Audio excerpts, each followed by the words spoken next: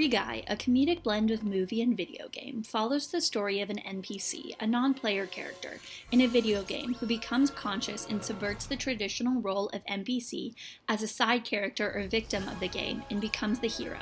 The story examines how the real people playing the video game's perception and treatment of NPCs evolves as the hero Guy begins to draw attention to their play.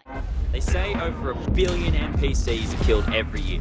Now, I'm not gonna lie, that's at least 50% my fault. I used to shoot all the secondary characters when I was bored, you know.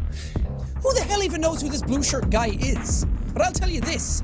He's got me thinking about NPCs and how I play the game. And honestly, it's got me realizing, maybe we've been thinking about NPCs wrong this whole time. The audience can see the gamer's perception of NPCs shift as Guy becomes the hero, but it does not excuse the routine killing, abuse, and exploitation of the NPCs the gamers had committed. As the movie pulls at viewers' heartstrings with the plight of the NPCs, it should remind the audience of real-world abuses that minority groups face which are routinely ignored. One of the most glaring examples is the population of 12 million Muslim Uyghurs in China, who are being unfairly exploited, murdered, and abused. With at least 380 re-education camps that are actually concentration camps, Uyghurs suffer a gambit of abuses.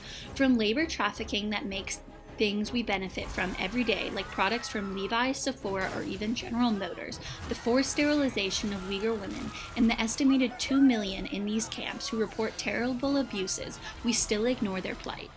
Things in this city don't have to be this way. Things can be different. Just like the NPCs in video games, we overlook their experiences because their labor and presence benefit us, from every time we use our Microsoft computers to whenever we watch a Disney film. However, this will not change until we begin to see these people as our equals and not as side characters for our benefit, because the Uyghurs are people with voices and horrific experiences, and we must listen. For the first time, CNN has interviewed a former member of Chinese security forces who tells CNN he was routinely ordered to arrest and torture Uyghur detainees in truly horrific and barbaric ways. How were the interrogations being conducted?